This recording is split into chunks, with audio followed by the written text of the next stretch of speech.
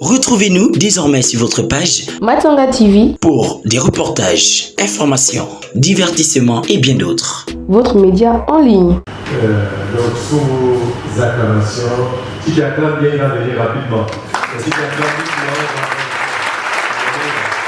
Nous invitons le révérend prophète Aki Maboudo. C'est l'homme à qui Dieu a révélé cette grande vision. Alléluia.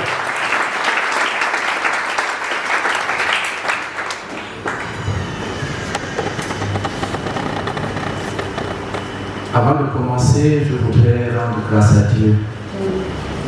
C'est mon devoir en tant qu'être humain. La parole de Dieu nous dit qu'avec la même terre, est-ce que le potier n'est pas libre de faire un vase d'honneur et un vase vil? Que la gloire revienne à Dieu qui est capable de faire tout. Nous ne sommes que des simples êtres humains à son service.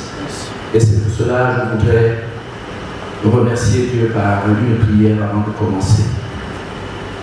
Seigneur éternel, je suis profondément reconnaissant vis-à-vis de toi.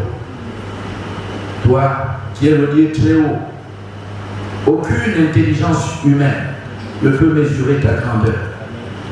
Mais toi, dans ton infiniment grandeur, tu manifestes de l'humilité jusqu'à descendre au niveau le plus petit de l'homme pour le valoriser. Père, pendant des années, tu m'as parlé de l'avenir de la nation gabonaise, du continent africain et du monde. Ce qui a été autrefois des révélations, des prophéties, nous sommes en train de le vivre et je voudrais te rendre grâce. Je voudrais, Éternel, que ce que tu viens de commencer puisse être achevé. Et je sais que tu es le Dieu qui va jusqu'au bout de ton œuvre. Je voudrais davantage que tes enfants que tu as marqués de ton sceau, que tu as préparés pour ces instants présents qui écouteront ta voix, soient gagnés à toi, pour que l'honneur te revienne à toi et à toi seul d'éternité à l'éternité. Je bénis ces moments, je bénis tout ce que tes enfants vont manger et boire. Je bénis la nation gabonaise, je bénis le continent africain, je bénis l'Église du monde entier. Au nom saint et puissant de Jésus-Christ. Amen.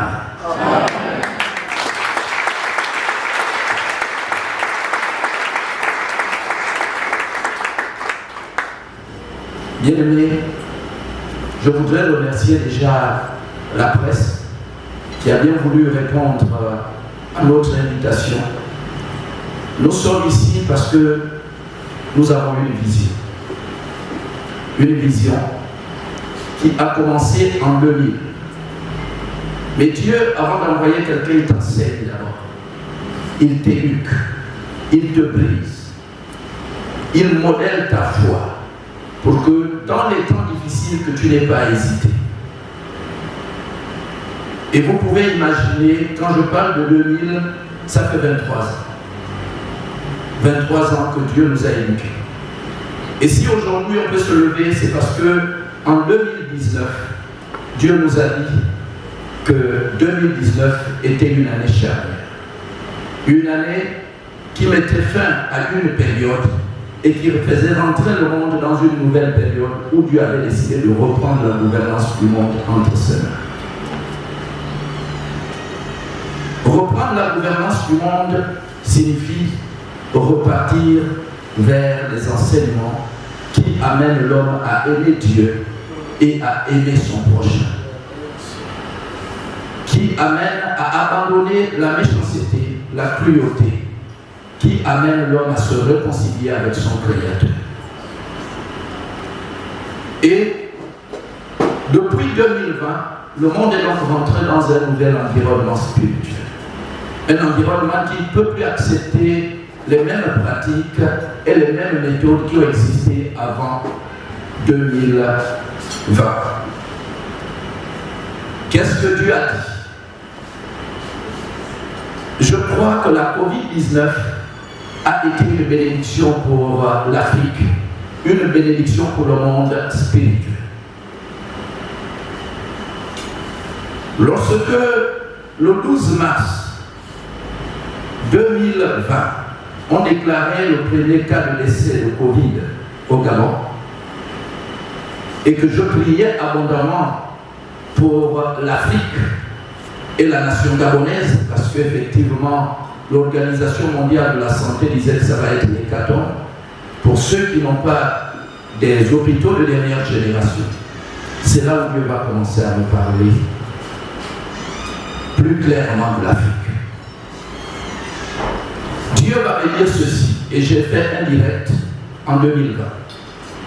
Écoute, dis-le que l'Afrique sera touchée, mais pas comme les autres continents. Parce que moi, j'ai une alliance avec l'Afrique. Et il me dit, le coronavirus, c'est un virus qui a été créé par les hommes pour s'attaquer au continent africain. Mais cette fois-ci, c'est une fois de plus. Ceux qui l'ont créé seront frappés. Et nous allons voir progressivement en 2020. Le coronavirus est parti. L'Afrique n'a pas été touchée comme les autres continents. Il m'a ensuite expliqué que 2020, là où vous êtes, je reprends la gouvernance du monde. Je vais faire venir un grand réveil spirituel, mais ce réveil, ce sera en faveur de l'Afrique. Pourquoi l'Afrique? Il m'a expliqué que le jardin d'Éden, c'est en Afrique. Et que l'Afrique est le continent le plus riche de la Terre. Et pour ne pas être long, il m'a expliqué dans les moindres détails pour que ma petite intelligence soit convaincue de ce que Dieu explique. Il m'a dit que le grand réveil va commencer en Afrique centrale et que le Gabon a été choisi comme pays pilote. Je vais faire au Gabon des choses inédites parce que en 2000, il m'avait déjà dit que j'ai l'habitude d'entendre parler dans votre pays que pour être élevé, pour occuper des fonctions hautes, il faut partiser avec le diable. Écoute, Tati, si le diable élève, moi je suis l'élève.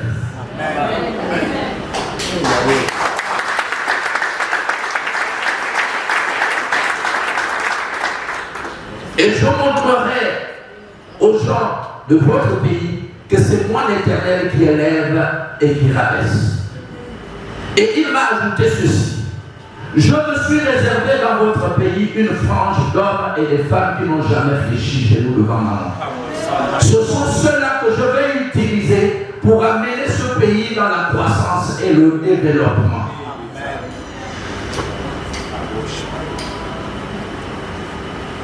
La vision que Dieu nous a donnée est une vision qui va jusqu'en 2040. Et Dieu nous a décrit les étapes. Lorsque, au mois d'avril, Dieu nous dit que le temps est arrivé d'abord, lorsqu'en début 2023, il dit proclame l'année 2023 comme étant l'année de l'amour pour le Gabon. Je l'ai fait, pas seulement, non, parce que je fais souvent des enseignements en direct pour que cela serve de preuve. Jésus disait que si je parle paix, ce n'est pas pour moi, pour que les gens sachent que c'est toi qui as parlé. Et 2023 a été déclarée année de l'amour. Simplement, Dieu va installer l'amour dans les cœurs des Gabonais pour qu'ils renoncent à leur petit égoïsme pour penser à la nation. Et en avril, Dieu va me dire, il faut faire 9 semaines de prière avec 9 nuits pour que le Gabon soit délivré. Et Dieu me dit que les prières doivent débuter le 7 juillet et s'achever le 1er septembre.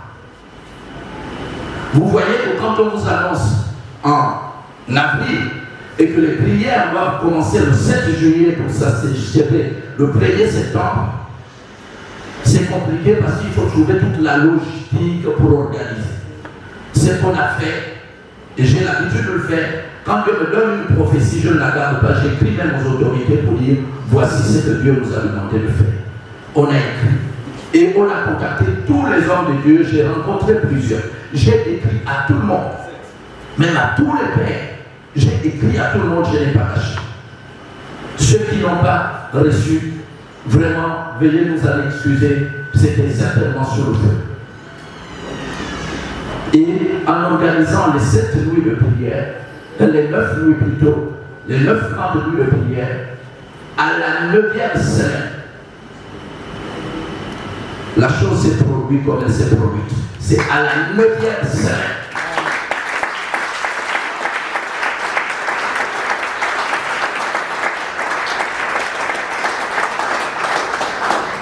Beaucoup de gens ne comprennent pas, même ceux qui sont de l'extérieur. Dieu utilise l'irrationnel pour faire des choses rationnelles.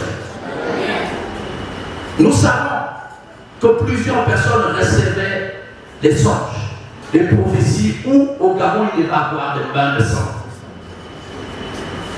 Mais la parole déclare que la mort et la vie sont au pouvoir de la langue.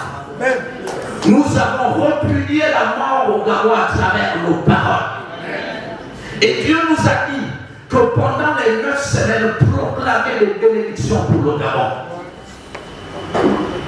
Et pendant que nous prions avec les hommes de Dieu qui sont ici, au gymnase d'Omi, évidemment, ce n'était pas facile. Parce que plusieurs n'y croyaient plus. Combien de gens ont prié et jeûné pour le Gabon? Mais les choses allaient de mal en pis. Ceux qui priaient n'ont pas compris. Ce sont aussi vos prières qui ont participé à cela. On doit retenir que le jour où Dieu a dit à Moïse que va sortir mon peuple, Pharaon a commencé à forcer les choses. Et les choses sont devenues plus en mer. Ceux qui font le combat spirituel savent que quand tu pries pour quelqu'un, quand les choses deviennent pires, c'est que bientôt l'ennemi va tomber.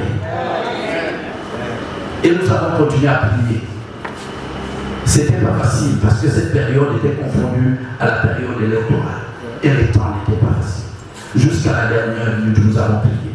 Ça, c'est une première victoire. Mais la mission continue. Parce que Dieu a choisi le Gabon comme un pays pilote.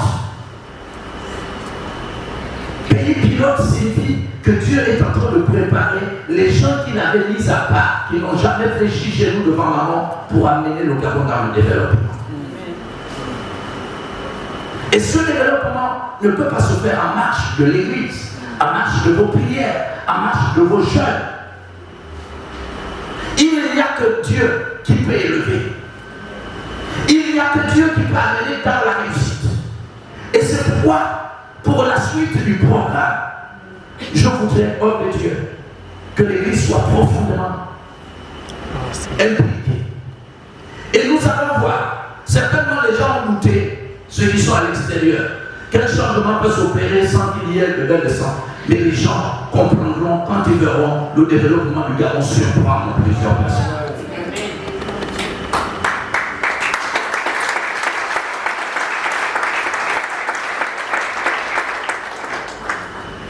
J'ai eu la grâce entre 2000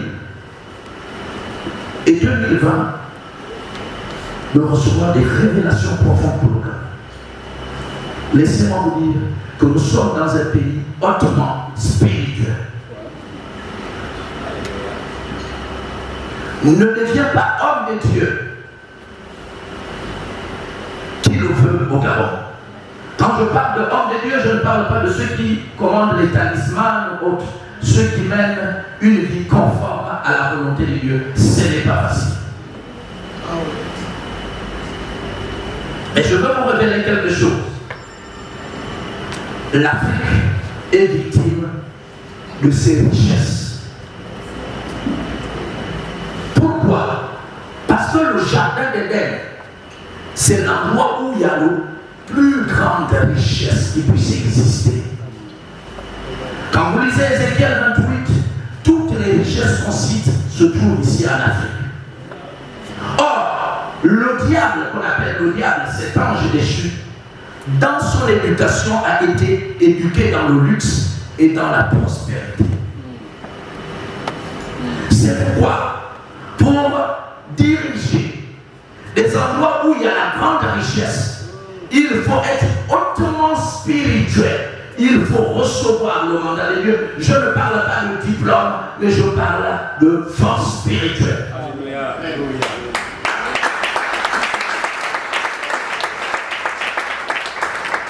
Donc, notre pays, les pays de l'Afrique centrale, les pays de l'Afrique, ne peuvent pas se diriger avec des diplômés seulement, mais que ça doit être des diplômés spirituels.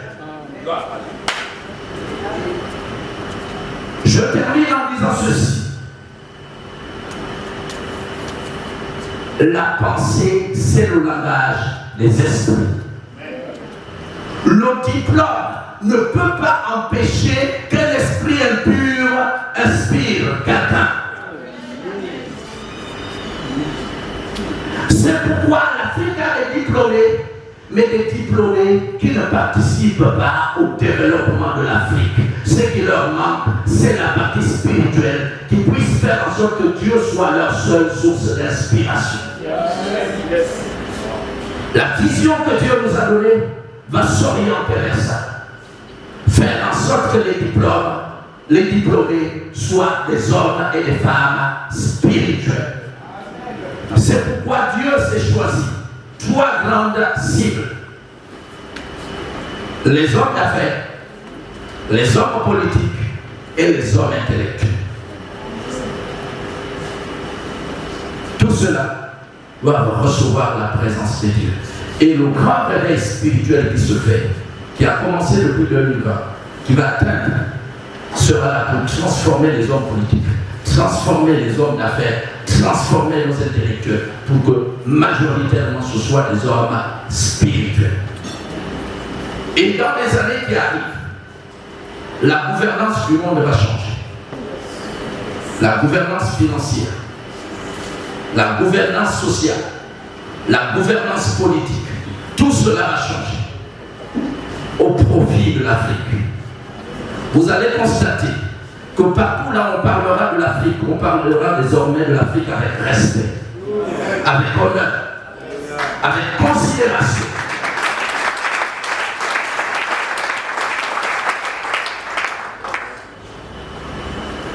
Et l'Afrique va surprendre plusieurs. L'élan d'amour que Dieu est en train d'installer dans les cœurs des Africains vont faire en sorte, cet élan va faire en sorte que personne n'acceptera plus qu'on parle avec négligence de l'Afrique. Ce n'est pas parce qu'on l'a voulu, mais parce que le temps, le ciel est désormais ouvert. Que Dieu vous bénisse. Que Dieu bénisse nos parents, que Dieu bénisse l'Afrique, que Dieu bénisse ces moments. Et je voudrais remercier les hommes de Dieu qui sont là, qui ont participé. Je voudrais remercier tous ceux qui prennent part. Parce que ce repas, ce n'est pas pour dire merci à Dieu. Il y a quelque chose qui arrive de plus grand pour dire merci à Dieu. Ça, c'est pour dire merci aux instruments que Dieu a utilisés afin que nous soyons là. Parce que si 2 ou 3 ne sont pas réunis au nom de Dieu pour demander quelque chose, elle ne peut pas venir à l'existence. C'est parce qu'on a été unis dans la foi, unis dans la pensée, qu'on a prié ensemble. Et je bénis le Seigneur. Dieu m'avait dit, tu n'exclus personne. Tu considères tout le monde. Et j'ai envoyé découvrir à tous ceux qu'on appelle hommes de Dieu, qu'ils portent la nationalité gabonaise ou pas, selon l'instruction de Dieu. Un homme de Dieu n'a pas de nationalité. Un homme de Dieu, c'est un homme international. C'est pourquoi on prie tout le monde. Que Dieu vous bénisse. Merci beaucoup pour tout ce que vous faites. Et on va continuer à faire. Merci. Merci.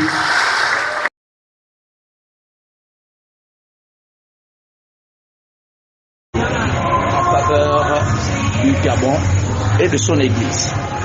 Comme je le rappelais tantôt, Dieu a prévu réaliser des choses exceptionnelles dans notre nation parce que la nation gabonaise a été choisie comme nation pilote. Mais Dieu veut s'appuyer sur l'Église, les hommes de Dieu. Il fallait arriver à réunir les hommes de Dieu pour qu'ensemble ils prient pour la nation gabonaise. et ce n'est un secret pour personne, on a prié du 7 juillet au 1er septembre au gymnase de Lille. Et Dieu nous avait promis qu'au bout de la 9e semaine, quelque chose se produirait. Et au bout de la 9e semaine, effectivement, quelque chose s'est produit. Nous avons vu tout ce qu'il y a eu comme changement. Mais ce qui est particulier, c'est qu'il n'y a pas eu de bain de sang, il n'y a pas eu de mort d'homme, il n'y a pas eu de casse. Et c'est là donc ce que Dieu avait prévu de faire. Et en vous suivant tout à l'heure, j'ai eu l'impression que vous avez reçu une vision de la part du Seigneur. Quelle est cette vision? La vision que j'ai reçue de la part du Seigneur, c'est d'amener le Gabon dans le développement. Mais que le développement du Gabon va surprendre les personnes. Parce que le Gabon faisant partie de l'Afrique, et que Dieu a une alliance avec l'Afrique, parce que l'Afrique c'est le jardin d'Éden, et que la zone centrale de l'Afrique c'est le centre du jardin d'Éden. Donc Dieu ayant une alliance avec l'Afrique, Dieu a décidé de relever l'Afrique. Mais relever l'Afrique, c'était impossible. Impossible pourquoi? À cause de la mentalité. C'est pourquoi Dieu fait précéder ça d'un grand réveil spirituel. Le rôle du réveil spirituel, c'est que les hommes qui habitent l'Afrique soient revêtus des vertus spirituelles. Et parmi les vertus, l'amour. Parce que ceux qui empêchaient les gens à aimer leur pays, à le traiter normalement, à aimer les autres, ce sont ces choses-là que Dieu veut éliminer à travers le réveil spirituel. Et comme le réveil a jeté ses bases depuis 2020, à travers nos prières, l'amour a commencé à atteindre les cœurs des Gabonais. Ce qui s'est passé au Gabon, c'est l'œuvre de l'amour, l'œuvre de l'action du Saint-Esprit. Parce que les militaires ont vu que notre pays ne peut pas être ridiculisé à travers le monde, que les Gabonais qui habitent dans un pays riche ne peuvent pas continuer à souffrir. Il faut qu'on fasse en sorte que les choses changent. Mais la main de Dieu est arrivée en faisant en sorte que ce qu'il a utilisé soit rempli de sagesse afin qu'il n'y ait pas de bain de sang, qu'il n'y ait pas de casse. Et Dieu ne l'a pas fait seulement avec les militaires, mais l'a fait aussi avec les Gabonais, parce que nous voyons par le passé, dès qu'on a donné les résultats, les gens courent dans les rues pour casser.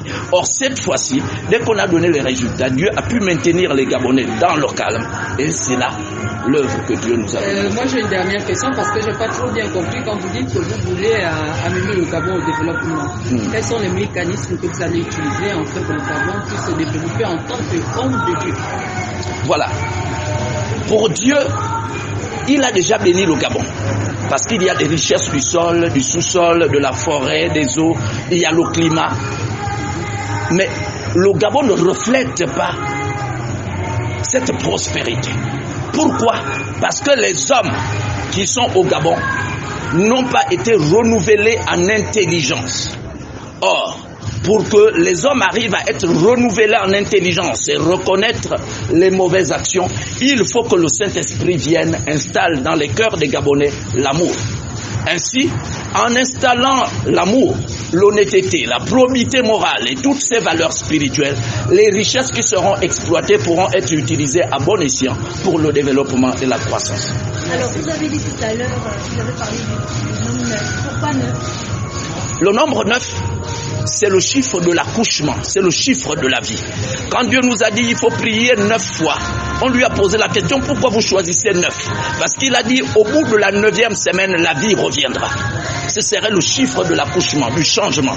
Et c'est ce que nous avons fait, nous avons prié pendant 9 fois. Et à la 9e semaine, le nouveau Gabon est né. Alors tout à l'heure vous avez dit que ce n'était pas pour remercier Dieu, contrairement pour remercier les jeunes. Et à la prochaine édition, c'est pourquoi? Nous comptons remercier Dieu à travers une action de louange. Parce que Dieu siège au milieu de la louange de son peuple. On a commencé à remercier les instruments que Dieu a utilisés pour ça. Et ensuite, on va terminer par remercier Dieu à travers un concert de louange. Voilà. Retrouvez-nous désormais sur votre page Matanga TV pour des reportages, informations, divertissements et bien d'autres. votre média en ligne.